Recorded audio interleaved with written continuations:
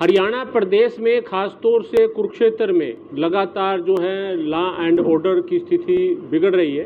खासतौर से कल जो शाहबाद में घटना घटी और उसके बाद शाहबाद में ही एक एनकाउंटर किया गया, इस पर हम बातचीत करने के लिए कांग्रेस नेता थानेसर से विधायक पूर्व मंत्री अशोक अरोड़ा जी के पास हैं। क्या कहेंगे साहब, जो लॉ एंड ऑर्डर बिगड़ रहा है लगातार? बहुत चिंता का विषय है कि धर्मनगरी कुरुक्षेत्र के अंदर इस प्रकार की लगातार घटनाएं घट रही हैं।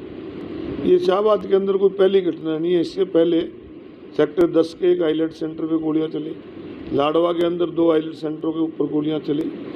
इस प्रकार से किसी के घरों पे गोलियां चल जाती हैं, किसी को रास्ते में जाते लूट लेते हैं।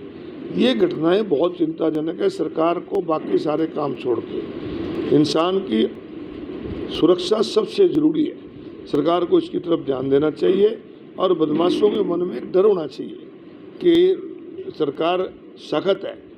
इस प्रकार का डर सरकार पैदा करे और बहुत चिंता का विषय इस प्रकार की घटनाएं घटना बहुत ही दुखदायी है।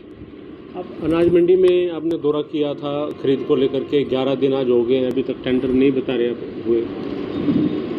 हरियाणा प्रदेश की सरकार की तरफ से लगातार दावा किया जा रहा है कि 1 तारीख से गेहूं की खरीद शुरू हो चुकी है और सरकार की तरफ से ये भी रोज़ बयान आते हैं कि कोई दिक्कत नहीं आएगी, पूरी व्यवस्था कर ली गई है। तो आज अनाज मंडी के अंदर मैं गया था। अनाज मंडी के अंदर अनाज मंडी के प्रधान भी मिले, पूर्व प्रधान भी मिले और आड़ती भाइयों से भी बातचीत की, मार्केट सेक्रेटरी से भी बातचीत की गई। तो जो देखने में आया कि सरकार जो कह रही है कि हमने व्यवस्था पूरी कर ली गई है, वो कहीं भी नहीं है। आज 11 दिन खरीद शुरू हुए को सरकार की तरफ से हो गए हैं, परंतु अभी तक मंडी में ना तो बारदाना पहुंचा, ना लोडिंग अनलोडिंग का टेंडर हुआ।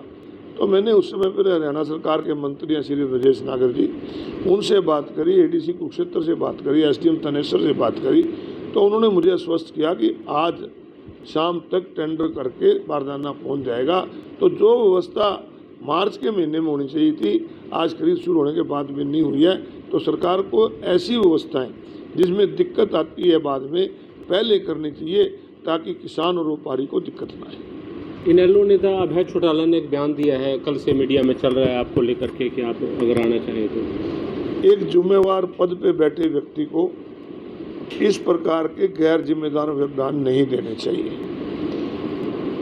इस प्रकार से बयान देने से लोगों में एक भ्रम की स्थिति पैदा होती है। मैं जब से कांग्रेस पार्टी में गया हूँ, कांग्रेस पार्टी के हर नेता की तरफ से, चाहे वो राष्ट्रीय नेता हैं, चाहे प्रदेश के नेता हैं और एवं हरियाणा प्रदेश के छोटे से लेके बड़े कार्यकर्ताओं की तरफ से मुझे पूरा सम्मान मिला। और हमने भी कांग्रेस पार्टी में जो जिम्मेवारी पार्टी की तरफ से नहीं, हम उसको निभा रहे हैं। और आज मैं थानेसर की जनता ने कांग्रेस के एमएलए के रूप में जो जिम्मेवारी सौंपी है, उसको सड़क पे भी और विधानसभा में हम अच्छे ढंग से निभा रहे हैं। तो मेरी उनसे एक सलाह है कि वो अपनी पार्टी के बारे में बढ़ाने के लिए कोई भी बात करें, वो अच्छी बात है, परंतु किसी के ऊपर इस प्रकार की बात करना वो ठीक बात नहीं है। इससे लोगों में भ्रम पैदा। तो खास तौर से अनाज मंडी में गेहूं की खरीद को लेकर के, कुरुक्षेत्र में लॉ एंड ऑर्डर की स्थिति को लेकर के और अभय चौटाला के बयान पर प्रतिक्रिया अशोक अरोड़ा की आपने देखी। Randeep road, Punjab Kesari TV, Kurukshetra. हमसे जुड़े रहने के लिए हमारे YouTube चैनल को सब्सक्राइब करें और नई वीडियो की नोटिफिकेशन के लिए बेल आइकॉन को दबाएं। अगर आप ये वीडियो Facebook पर देख रहे हैं तो लाइक जरूर करें और ज्यादा से ज्यादा शेयर करें। धन्यवाद।